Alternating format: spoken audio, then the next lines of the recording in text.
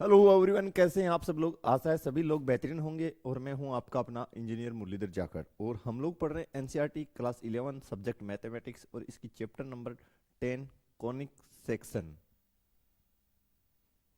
तो प्यारे बच्चों, सबसे पहले वीडियो को लाइक और शेयर कर दीजिए। यदि अभी तक आपने वीडियो को लाइक और शेयर नहीं किया है तो अपना जो एप्लीकेशन है जगदीश साइंस स्कूल बारी के नाम से प्ले स्टोर पे उपलब्ध है, तो वहां से उसे डाउनलोड कर लीजिए। एप्लीकेशन का रेटिंग करना बिल्कुल भी ना भूलें, और एप्लीकेशन को अपने फ्रेंड सर्कल में जरूर शेयर कर दें।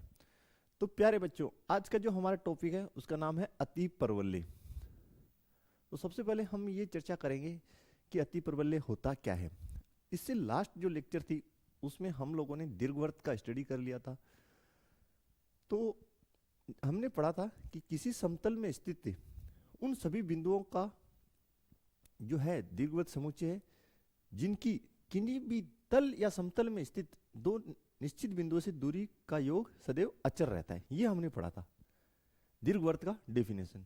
जबकि यहाँ पे हम अति परवलय का जो डेफिनेशन पढ़ रहे हैं वो हमने लिखा है कि अति परवलय किसी तल या समतल, तल या समतल का मतलब हो गया हमारा ये जो ब्लैक बोर्ड है उसकी तर्ज पे, ठीक है, उसमें स्थित उन सभी बिंदुओं का समुच्चय है। कौन? अति परवलय, जिनकी तल और समतल में स्थित दो बिंदुओं से, निश्चित बिंदुओं से दूरियों का अंतर क्या रहता है? अचर रहता है। और ये जो निश्चित बिंदु हैं इनको हम अति परवलय की नाभियां बोलेंगे।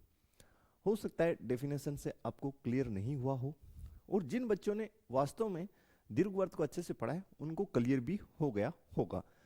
तो चलिए मैं डायग्राम बना के आपको एक्सप्लेन करने का प्रयास करता हूं इसे। तो देखिए स्टूडेंट, ये डायग्राम मैंने आपके सामने बना दिए। ये दोनों के दोनों जो डायग्राम्स हैं ये भी अति परवलय है, और प्यारे बच्चों ये भी अति परवलय है। हम लोगों ने लिखा है कि अति परवलय जो है तल या समतल में स्थित उन सभी बिंदुओं का समुच्चय है जिनकी किन्हीं भी दो निश्चित बिंदुओं से दूरियों का अंतर सदैव क्या रहे? समान रहे। देखिए प्यारे बच्चों, हम इस पे चर्चा कर लेते हैं। मान लेते हैं कि हमारे पास यहाँ पे कोई एक पॉइंट है P1 जो अति परवलय पे स्थित है। ये जो निश्चित बिंदु हैं इनको हम अति परवलय की नाभियां बोलेंगे। इसको हम फोकस फर्स्ट, और ये अति परवलय की जो नाभि है इसको हम बोलेंगे फोकस टू। ठीक है, क्लियर हो गया होगा। ये अति परवलय की नाभियां हैं जो निश्चित बिंदु हैं। और इस साइड भी देख लीजिए स्टूडेंट, ये अति परवलय की नाभियां हो गई F1 F2। ओके, देखिए हमने अति परवलय पे स्थित कोई बिंदु ले लिया P1। तो देखिए P1 की जो डिस्टेंस है किससे? F1 से। मैं आपको प्रदर्शित कर रहा हूं बनाकर, थोड़ा ध्यान से देखिएगा। P1 से डिस्टेंस है किसकी? F1 की। ओके, और P1 की जो डिस्टेंस है किससे? P1 की डिस्टेंस F2 से, और P1 की डिस्टेंस F1 से। इनका अंतर आपके पास क्या आने वाला है? अचर। एक बात और सुनिए, देखिए P1 से F2 ज्यादा दूरी पर आपको प्रतीत हो रहा है, और P1 से F1 निकटतम है। तो जो बड़ी डिस्टेंस है उसमें से छोटा डिस्टेंस सब्ट्रैक्ट करना है, अंतर का मतलब। ये आपको क्लियर होना चाहिए। तो देखिए प्यारे बच्चों, यहां लिख देता हूं, बिल्कुल यही लिख देते हैं। चलिए P F2 minus P F1, इनकी दूरी का योग, सॉरी अंतर, दूरी का अंतर आपके पास क्या आने वाला है? अचर आने वाला है। अब परवलय पे, ये परवलय का नाम आ गया, सॉरी। अब आप लोग जो है ये अति परवलय जो है इस पे कहीं पे भी एक अन्य बिंदु और ले लीजिए। कोई बच्चा कहे सर हम एक पॉइंट यहां ले सकते हैं, बिल्कुल प्यारे बच्चों आप यहां पे ले सकते हैं। इसको कोई भी पॉइंट दे दीजिए। सपोज दैट आपने इसको P2 बोल दिया। क्या बोल दिया प्यारे बच्चों? P2। तो P2 की जो है F1 से डिस्टेंस, P2 की डिस्टेंस किससे, F1 से, क्योंकि P2 से F1 की दूरी ज्यादा है और P2 से F2 की दूरी कम है, तो इनका डिफरेंस जो है वो भी सेम आएगा।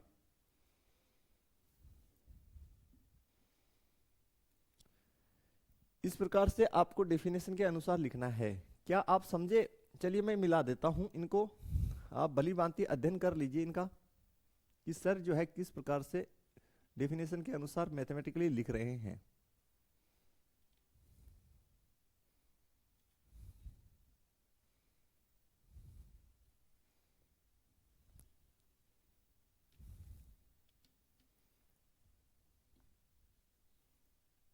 ओके, P2 से F1 की डिस्टेंस और P2 से F2 की डिस्टेंस, इनका अंतर क्या रहने वाला है, अचर रहने वाला है। इस प्रकार आप बहुत से बिंदु ले सकते हैं प्यारे बच्चों, और इसी प्रकार इस वाले अति परवलय में होगा। यहां तक आपको क्लियर है? फिर से रिपीट करता हूं कि अति परवलय बेसिकली होता क्या है। देखिए, अति परवलय किसी तल और समतल में स्थित उन सभी बिंदुओं का समुच्चय है। कौन से बिंदु का? जैसे ये अति परवलय पे स्थित है, ये अति परवलय पे स्थित है, यहां कोई स्थित हो सकता है, यहां स्थित हो सकता है, जिनकी तल और समतल में स्थित दो निश्चित बिंदु, जिनको क्या बोलते हैं, नाभि, और वो अति परवलय के अंदर स्थित होती हैं। ओके, इनसे दूरियों का अंतर सदैव क्या रहने वाला है, फिक्स रहने वाला है। कौन सी डिस्टेंस में से कौन सी डिस्टेंस आपको सब्ट्रैक्ट करनी है? देखिए, हमेशा जिस अति परवलय पे बिंदु स्थित है तो उसकी नाभि F2 है और इसकी क्या है, F1 है।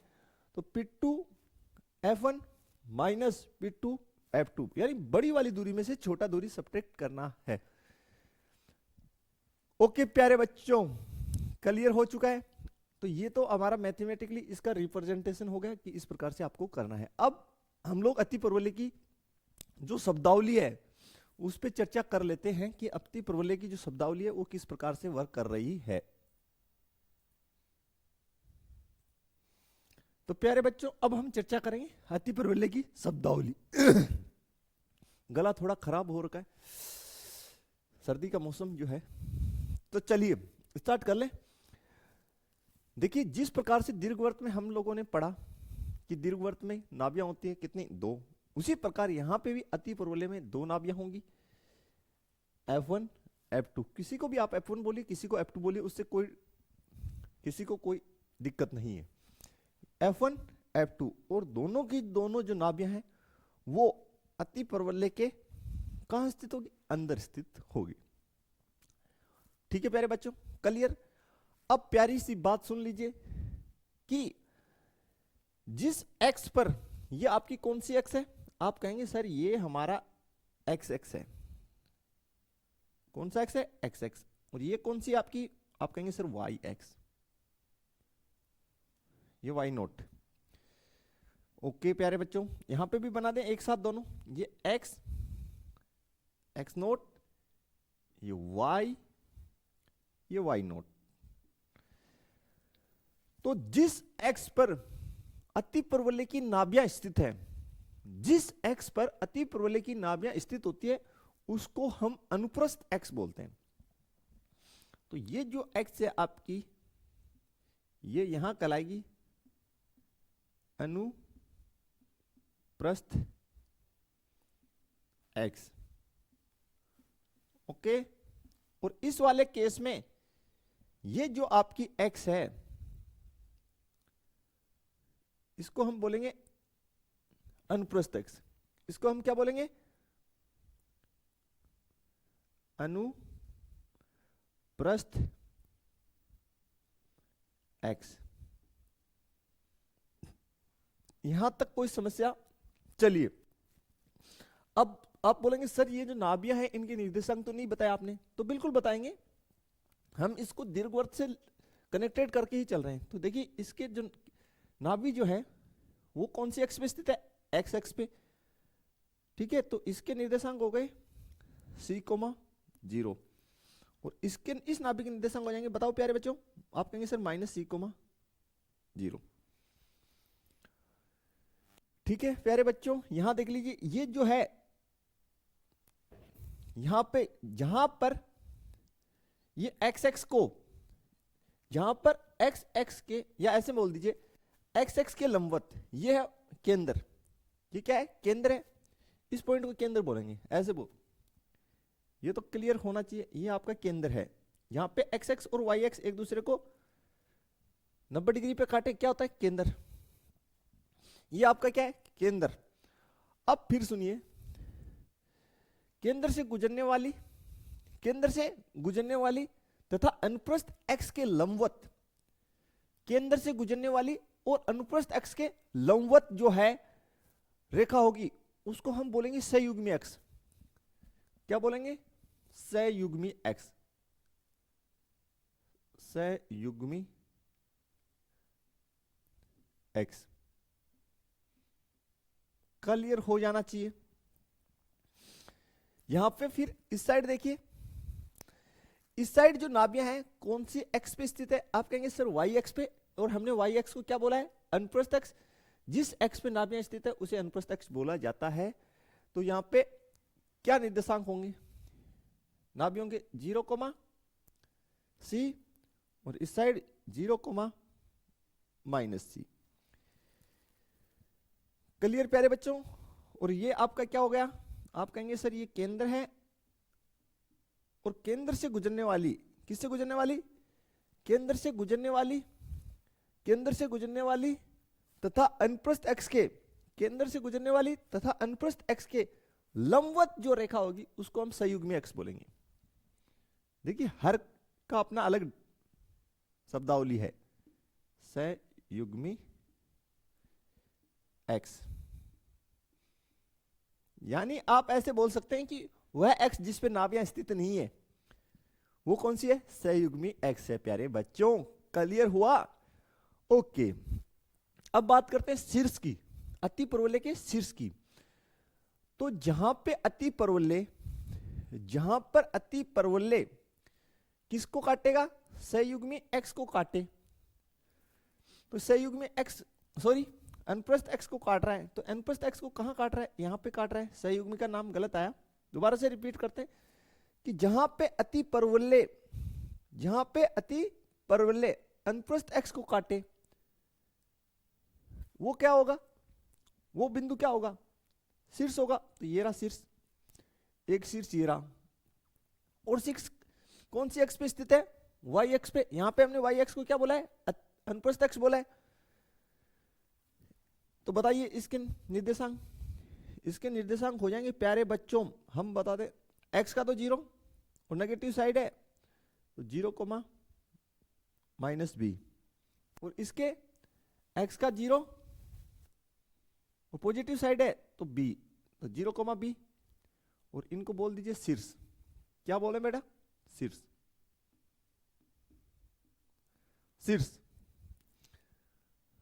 ये भी क्या है, शीर्ष।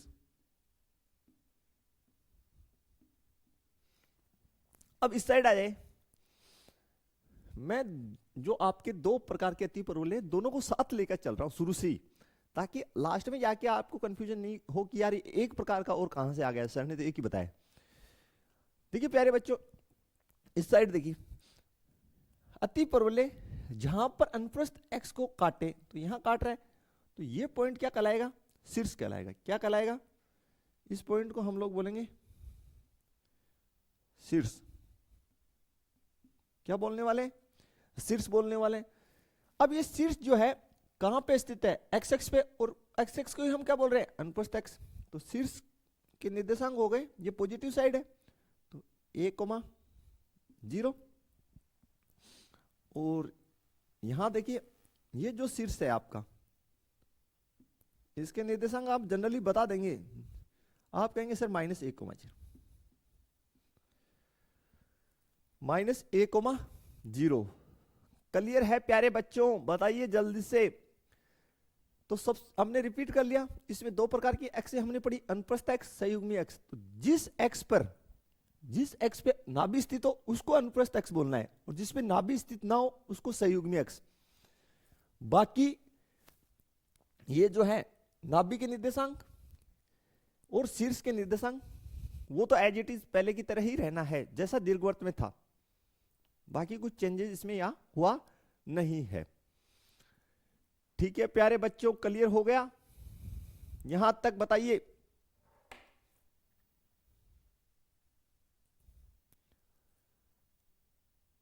अब प्यारे बच्चों हम थोड़ी सी चर्चा और कर लेते हैं 2-3 बातों की। देखिए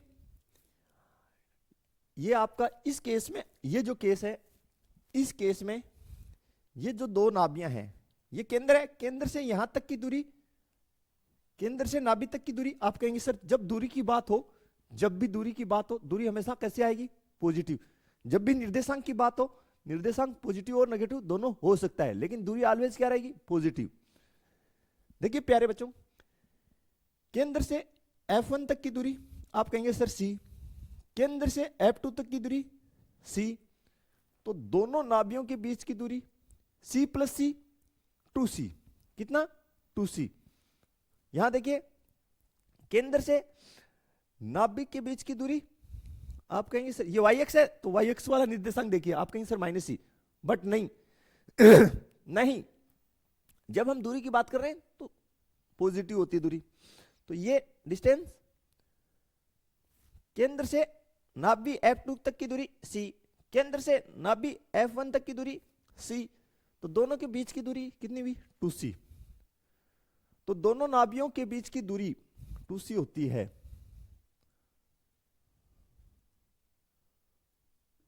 दोनों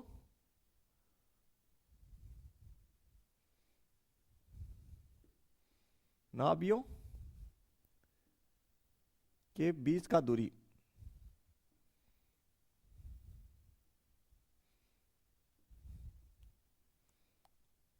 2C। क्लियर है दोनों ही केस में? ठीक है प्यारे बच्चों, अब देखिए अनुप्रस्थ x की लंबाई, अनुप्रस्थ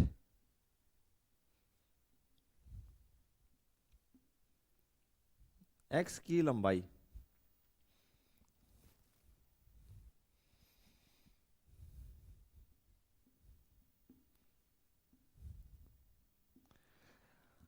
अब अनुप्रस्थ x की x की जो लंबाई है वो इस बात पे डिपेंड करेगी कि वो परवलय किस प्रकार का है। परवलय, अरे सॉरी यार, अति परवलय, अति परवलय किस प्रकार का है। देखिए अनुप्रस्थ x की लंबाई इस बात पे डिपेंड करेगी अति परवलय किस प्रकार का है। ये कौन सा है? बोले सर ये जो है अति परवलय x x के अनुदिश है। किसके अनुदिश है? x x के अनुदिश है। तो देखिए केंद्र से शीर्ष तक की दूरी यहां तक की कितनी हुई? केंद्र से शीर्ष तक का दूरी कितना हुआ? A। इस केंद्र से शीर्ष तक का दूरी कितना हुआ? A।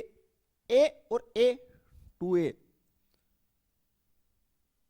2A।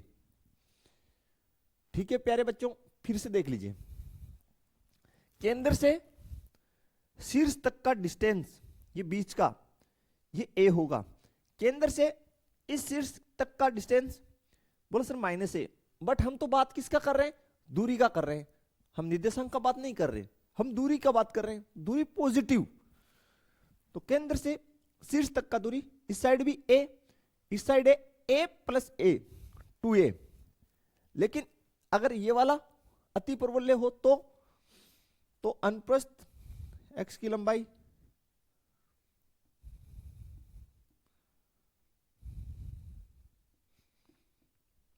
x की लंबाई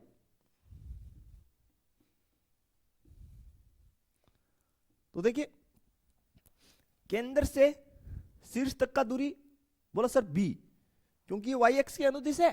ये जो अति परवलय है ये y एक्स के अनुदिश है, क्योंकि y एक्स पे बना है ना। तो केंद्र से शीर्ष तक का दूरी बोलो सर -b, बट यार वो तो उसका निर्देशांक है ना, दूरी ऑलवेज पॉजिटिव काउंट होती है तो पोलस लेंगे। तो b, केंद्र से शीर्ष तक का दूरी b, तो दोनों शीर्षों के बीच की जो दूरी है, दोनों शीर्षों के बीच की जो दूरी है उसको हम अनुप्रस्थ x की लंबाई कहते हैं। अति परवलय के दोनों शीर्षों के बीच की दूरी आपकी जो है अनुप्रस्थ x की लंबाई होगी। तो प्यारे बच्चों यहां कितनी हो गई? 2b हो गई। यस या नो? बस आपको इतना सा काम करना है कि शीर्ष के निर्देशांक को 2 से गुना करना है और पॉजिटिव आंसर देना है। यहां पे देखिए सहयुग्मी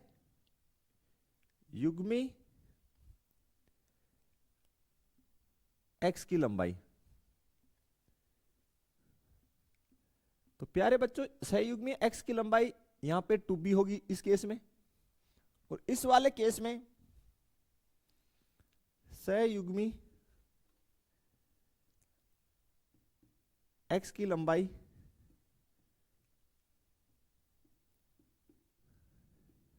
जो है वो 2a होगी। बस देखिए मैं फिर क्लियर कर देता हूं। मैंने जो है x वाला जो निर्देशांक है उसको a काउंट किया है, y वाले निर्देशांक को मैं b मान रहा हूं, यानी y पे जो निर्देशांक है ना उनको b, और मैं नाभि के लिए फिक्स c मान रहा हूं। ठीक है, बुक में अलग हो सकता है लेकिन आइडिया एकदम सेम है। बुक में अलग लेके चल रहा है, मैं इसलिए लेके चल रहा हूं क्योंकि आपने स्ट्रेट लाइन पढ़ा है, सरल रेखाएं, उसमें आपको पता था कि यार x पर जो दूरी होती है उसको हम a बोल रहे हैं, अंतःखंड रूप वगैरह में भी पढ़ा है, y पर b बोल रहे हैं, तो मैंने वहां पे भी आपको क्लियर किया था। आप उसको अलग भी मान सकते हैं लेकिन आपको दिमाग की रूप से क्लियर होना चाहिए। ठीक है प्यारे बच्चों, आशा है सभी चीजें यहां तक आपको क्लियर हो गई होगी। फिर से हमने क्या पढ़ा?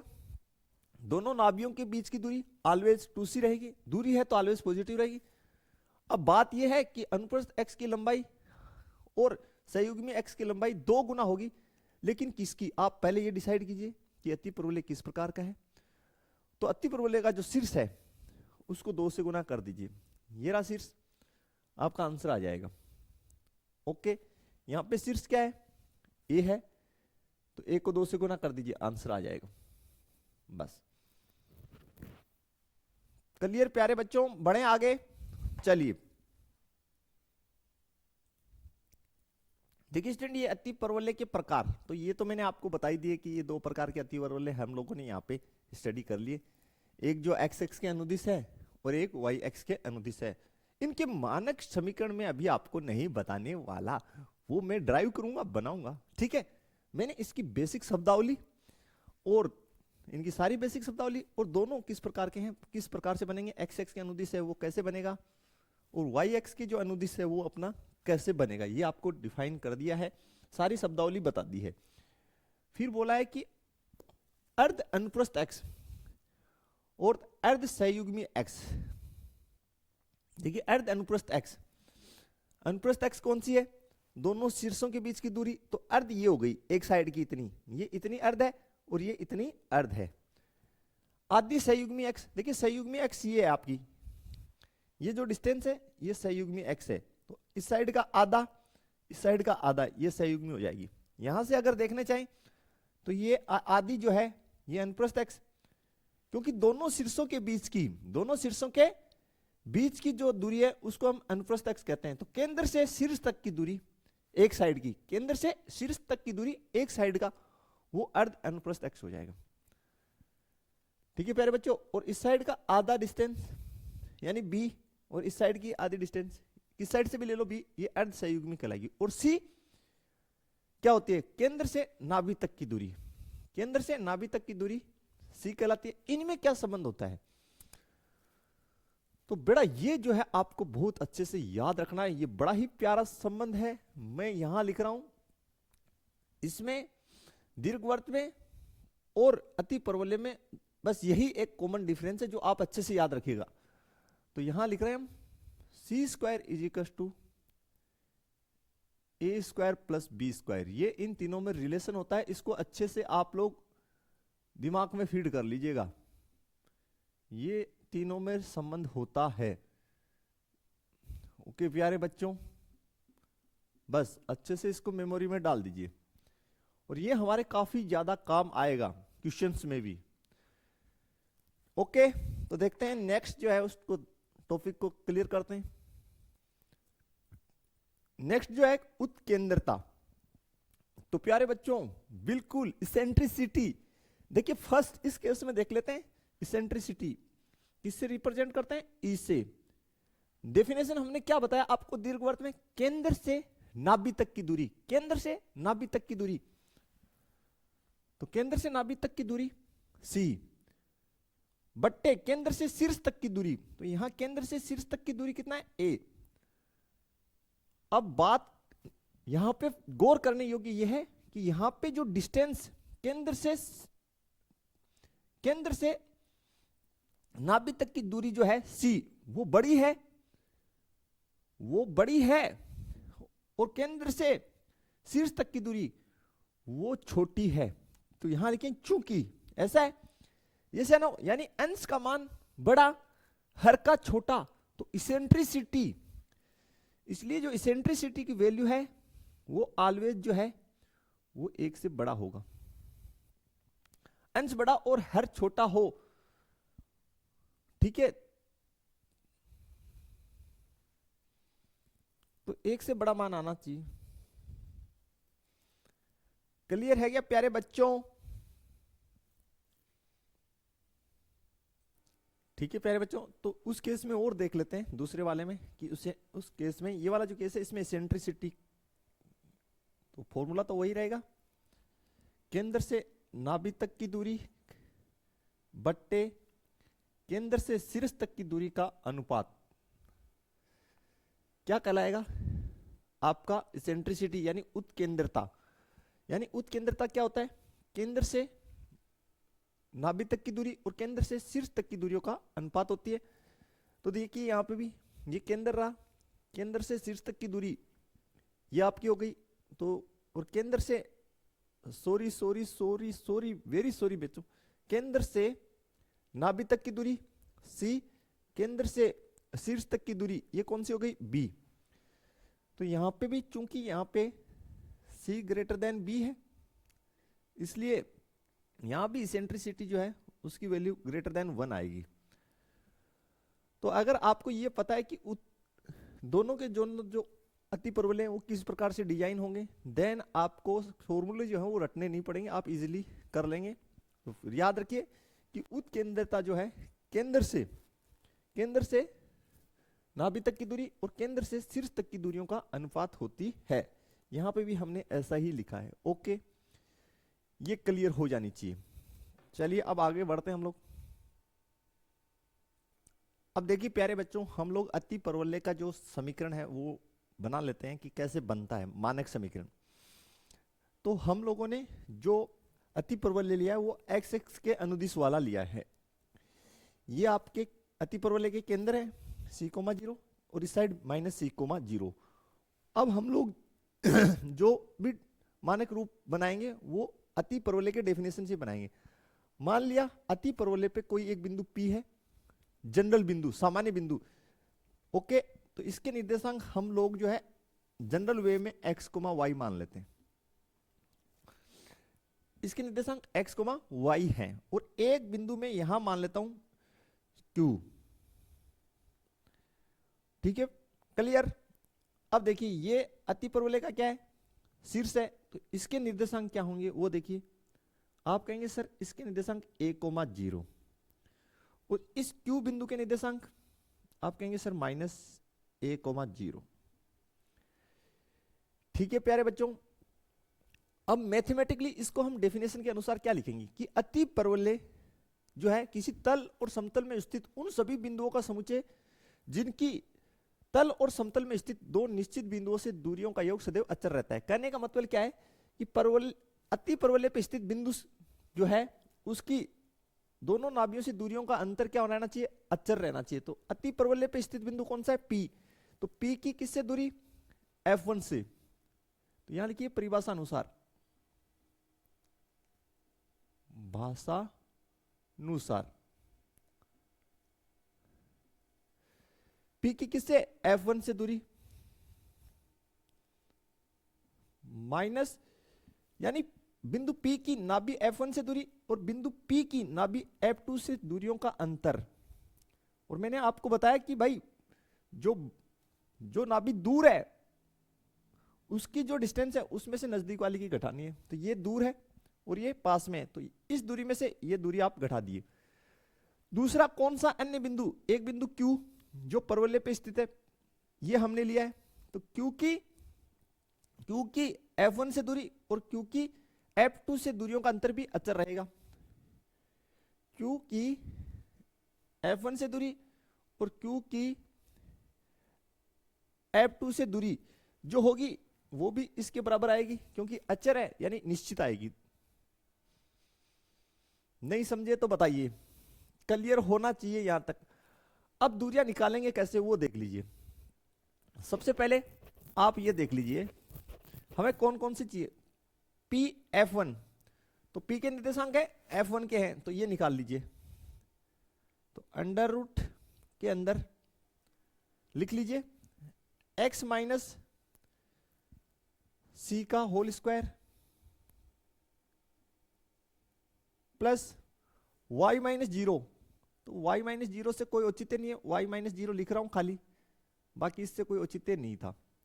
Minus under root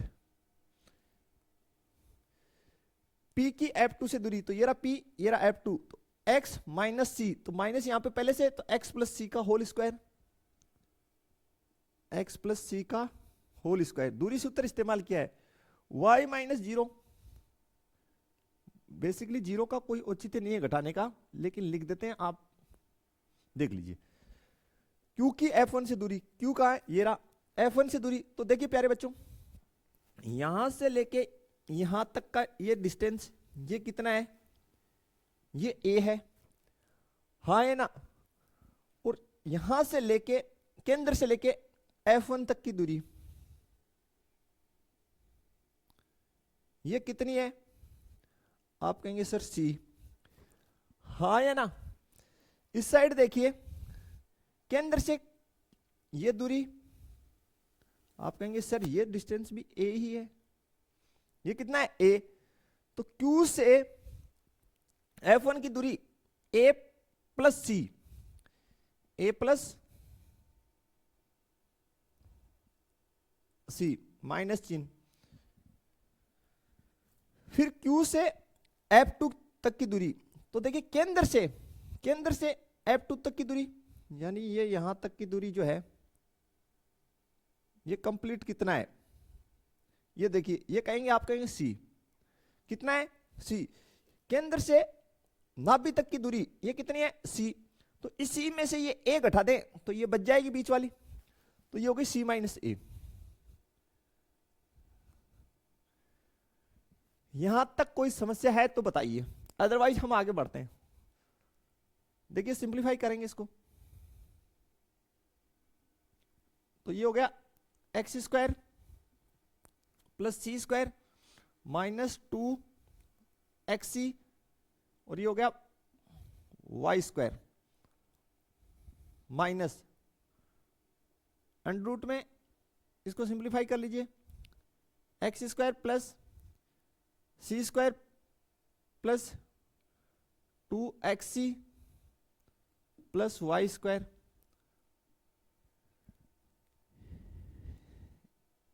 a plus C minus c plus a, cut गया 2a हो गया, कितना a हो गया 2a हो गया। अब प्यारे बच्चों इसको आप उस साइड ले जाइए राइट हैंड साइड में, ये हो गया अपना एक्स स्क्वायर प्लस सी square minus 2xc plus Y square, इसको मैं ले गया राइट हैंड साइड में, इस साइड कितना बचा 2a माइनस अंडर रूट के अंदर ये वाला पोर्शन है मेरे पास X square plus Y square, इसको जमा के लिख रहा हूं सी स्क्वायर प्लस 2xc। यहां तक कोई समस्या नहीं होनी चाहिए। इस अंडर रूट वाले पोर्शन को मैं राइट हैंड साइड में लेके गया हूं, दोनों पक्षों का वर्क करूंगा,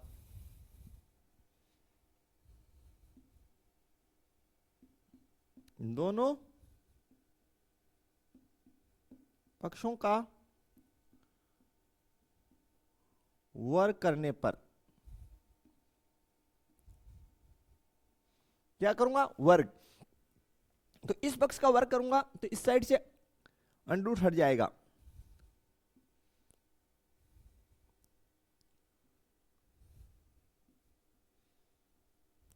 ओके प्यारे बच्चों, इस साइड वर्क करते अंडर रूट हट जाएगा। इस साइड वर्क करूंगा तो देखिए क्या होगा,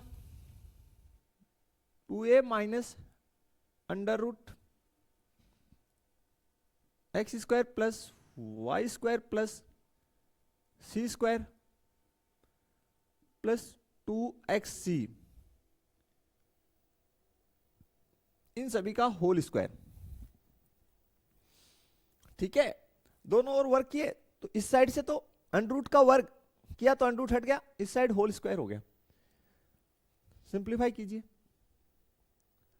x square plus C square minus 2xc plus Y square, A minus B का होल स्क्वायर, इसका वर्ग, 2 का वर्ग 4, ए का ए स्क्वायर माइनस इसका वर्ग होगा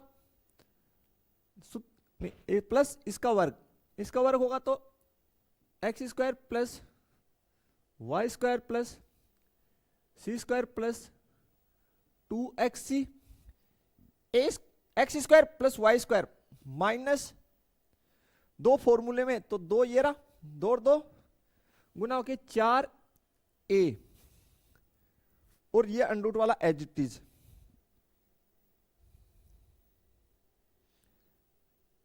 x square plus Y square plus सी स्क्वायर प्लस 2xc।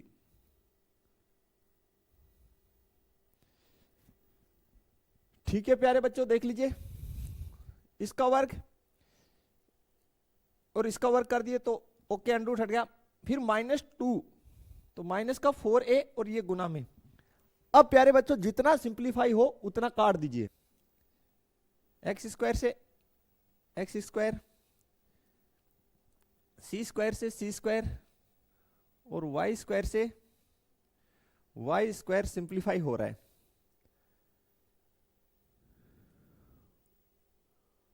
ठीक है प्यारे बच्चों, इतना क्लियर हो गया।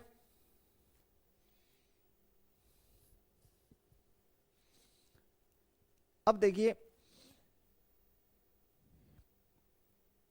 ये प्लस 2xc है, इसको इस साइड लेके आ जाओ, और ये 4a स्क्वायर इसको इस साइड ले आओ,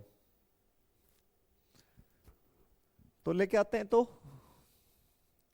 -2xc, इसको लेफ्ट में लेके गया तो -2xc,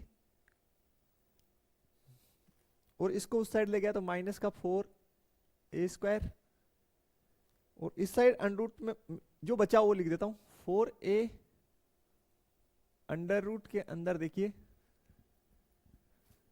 X square plus Y square plus सी स्क्वायर,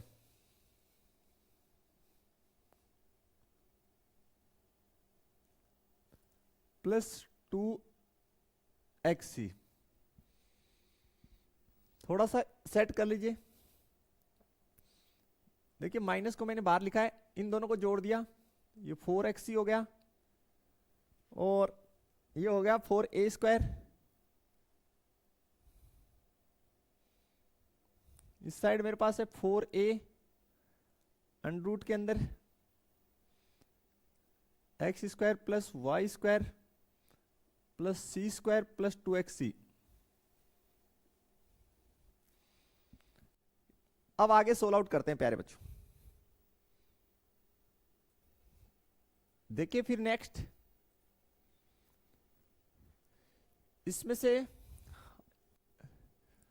4 कॉमन ले लीजिए, तो xc प्लस a स्क्वायर, इस साइड भी 4 है, a under root X square plus Y square plus C square plus 2xc, 4 से 4 कट गया, minus xc plus a square is equal to a multiply में under root X square plus Y square plus सी square plus 2xc। हाँ या ना? Clear? दोनों ओर work करने पर, दोनों ओर वर्क करने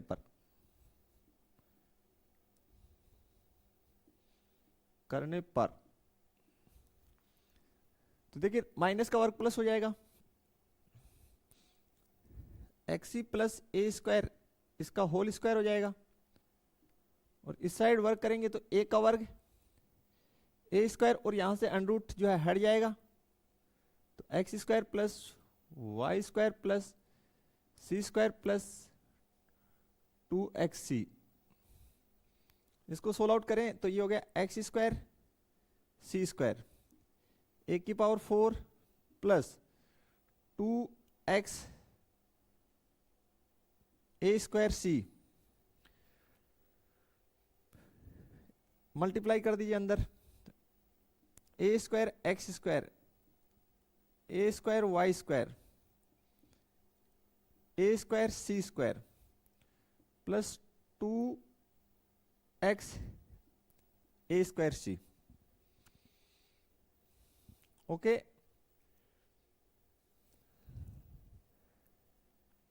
ये और ये पोर्शन ये कैंसिल आउट हो जाएगा।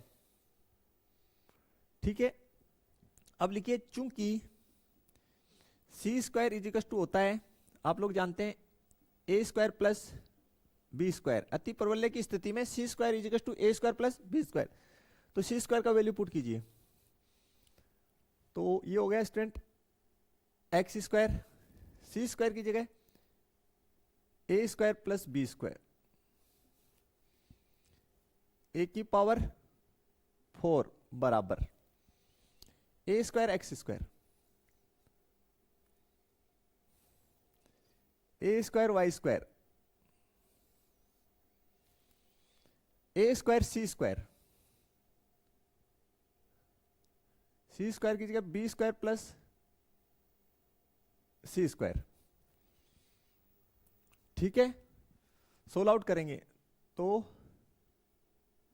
X square A square plus X square B square A की power 4 is equal to A square X square A square Y square,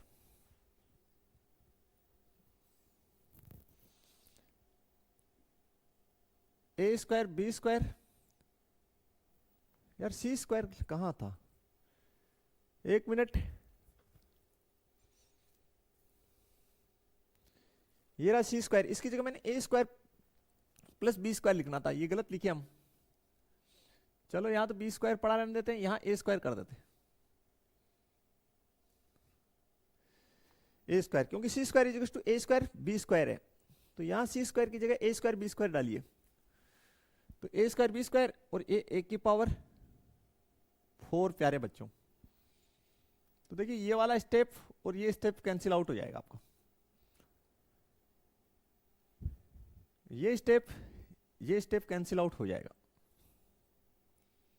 तो बच्चा जो लिख लीजिए एक्स स्क्वायर बी स्क्वायर, इसको इस साइड ले आइए, x square A square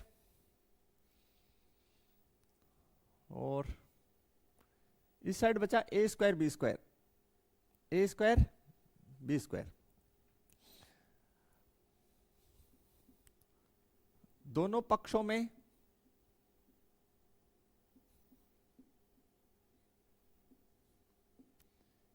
A square B square से भाग देने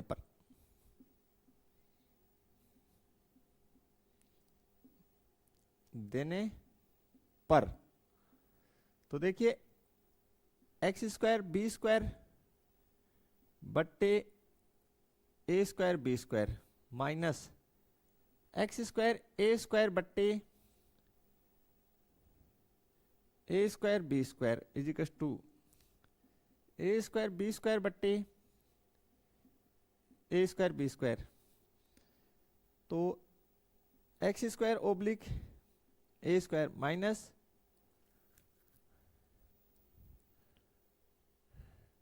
फिर गड़बड़ कर दिए, एक्स स्क्वायर बी स्क्वायर, इसको इस साइड लाए तो ये था वाई स्क्वायर ए स्क्वायर।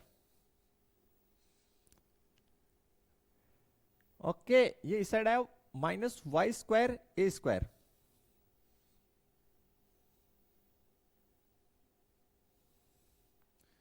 तो बच गया वाई स्क्वायर बट्टे बी स्क्वायर इजिकल टू 1।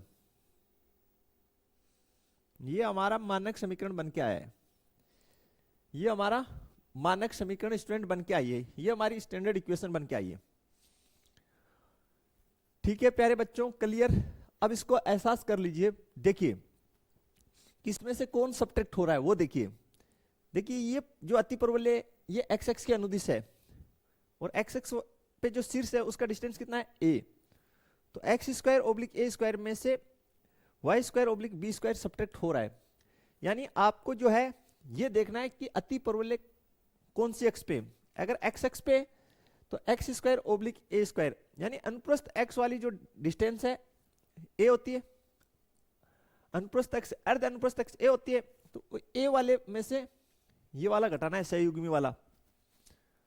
ठीक है, एक केस और होगा जिसमें आपका जो है अतिपरवलय वाई एक्स के अनुदिश होगा, दूसरा जो है तो उसमें होगा, सुन लीजिए, वाई स्क्वायर बट्टे b square minus x square oblique A square is equal to 1। ठीक है, ये इक्वेशन ये होगा जब अतिपरवलय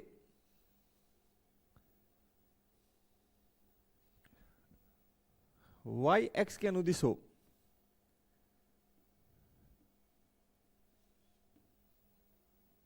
अनुदिश हो, किसके अनुदिश हो, वाई एक्स के अनुदिश हो। प्यारे बच्चों क्लियर हो जाना चाहिए आपको। यहां पे ए क्या है, ए, इस केस में ए देखिए ये अर्ध अनुप्रस्थ एक्स है, और बी क्या है, अर्ध सहयुग्मी एक्स है। इस केस में बी क्या है, इस केस में बी अर्ध अनुप्रस्थ एक्स है, और ए जो है अर्ध सहयुग्मी एक्स है। यहां तक ओके, बताइए कोई समस्या है तो ये दो मानक समीकरण हमारे हैं, ये दोनों के दोनों जो हैं अतिपरवलय के मानक समीकरण हैं। Clear students?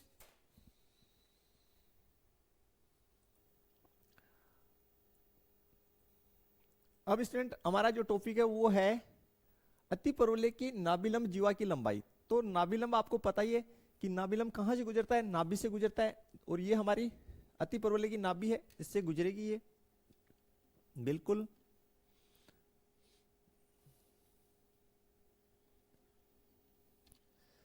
ओके, क्लियर हुआ गया प्यारे बच्चों? ये हमारी नाभि है, यानी फोकस 1 है, और इसने अतिपरवलय को दो बिंदुओं पे काटा है। इस बिंदु को मैं R और इस बिंदु को मैं नाम दे रहा हूं S। तो नाभि लंब जीवा अतिपरवलय के नाभि से गुजरने वाला वह रेखाखंड, ध्यान से सुनिए, अतिपरवलय के नाभि से गुजरने वाला वह रेखाखंड जो अनुप्रस्थ अक्ष के क्या हो, लंबवत हो, अनुप्रस्थ अक्ष के तो क्या हो, लंबवत हो, और अतिपरवलय और जो उसके जो एंडिंग पॉइंट्स हैं वो अतिपरवलय पे स्थित हो। एंडिंग पॉइंट्स का मतलब अंत्य बिंदु, आपको हिंदी में एनसीईआरटी में लिखा है अंत्य बिंदु। ठीक है, उसको हम लोग क्या बोलेंगे, नाभिलंब जीवा।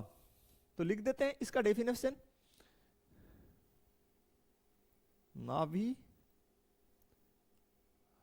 लंब जीवा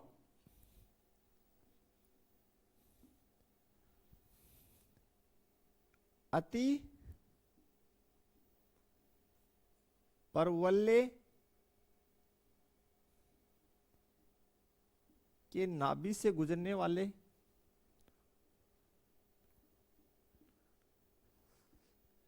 से गुजरने वाला रेखाखंड वाला रेखाखंड, गुजरने वाला रेखाखंड जो अनुप्रस्थ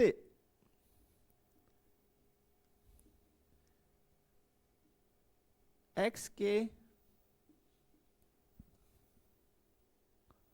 लंबवत होता है तथा जिसके अंत्य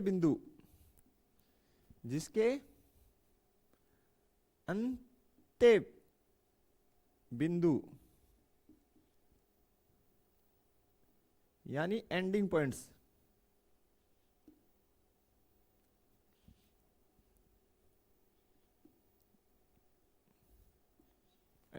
पॉइंट्स अति परवलय पे स्थित हो,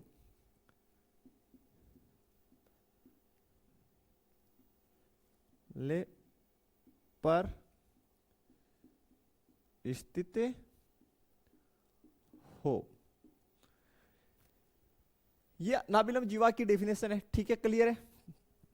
देखिए अनुप्रस्थ x के लंबवत है, एंडिंग पॉइंट्स जो है वो R और S है जो अति परवलय पे स्थित है। तो ये जो RS है ये नाभिलंब जीवा है।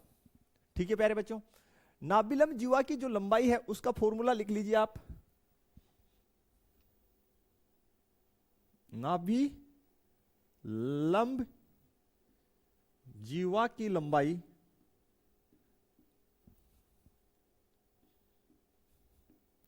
का जो फॉर्मूला है वो होगा 2 गुणा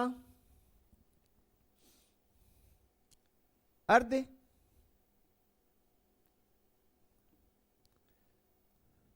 सयुग्मी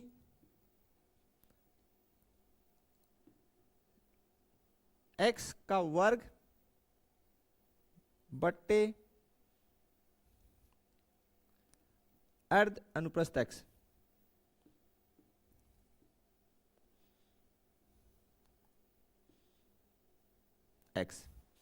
ये आप याद रखिए। अब प्यारे बच्चों देखिए इसमें सहयुग्मी x कौन सी x की अनुदिश है, y x के। तो क्या होगा फॉर्मूला इस वाले केस में, बोले सर 2b² ओब्लिक a। अनुप्रस्थ x किसके अनुदिश है, x के अनुदिश है, और अनुप्रस्थ x की लंबाई 2a तो आदि a। इसमें यहां पे सहयुग्मी x कौन सी होती है, जिसमें नाभियां स्थित नहीं होती है, तो वो कितनी होगी 2b, तो उसकी आदि b, तो उसका वर्ग। और जो दूसरा वाला केस है एक सेकंड वाला जिसमें परवलय yx के अनुदिश हो, अरे फिर से मुरली सर परवलय कहां से बीच में घुसेड़ दिया, ये सारा का सारा मिक्सअप हो रखा है। ठीक है, अति परवलय तो वो अति परवलय जो yx के अनुदिश हो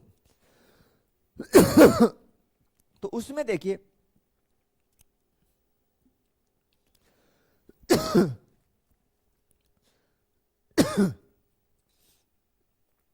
देखिए प्यारे बच्चों,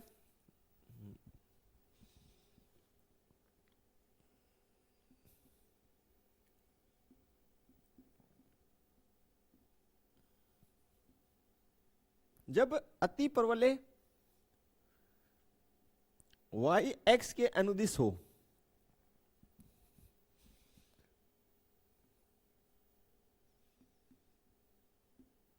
दिश हो, किसके अनुदिश हो, yx के अनुदिश हो, उस स्थिति में नाभिलंब जीवा की लंबाई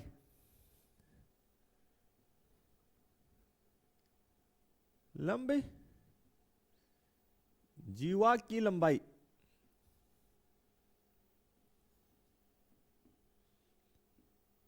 क्या हो जाएगी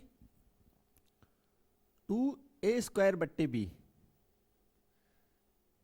ओके, क्योंकि उस स्थिति में अनुप्रस्थ x yx पे होगी और सहयुग्मी x x पर होगी। और ये सभी फॉर्मूले जो है आपको इजीली तब दिमाग में रहेंगे जब आपको स्टार्ट से जो बेसिक है वो आप क्लियर करते हुए चलेंगे प्यारे बच्चों। जहां पे भी डाउट्स होंगे वो आप कंफर्म करेंगे। इसके अलावा एनसीईआरटी में एक चीज और दे रखा है प्यारे बच्चों, और उसको बोला है समकोणीय अति परवलय। क्या दे रखा है,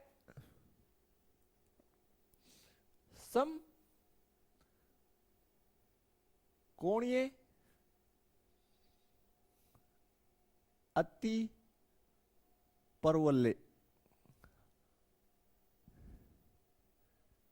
थ्योरी में एक चीज और दे रखा है कि समकोणीय अति परवलय कौन सा होता है, तो वो अति परवलय जिसमें a इक्वल्स टू बी हो।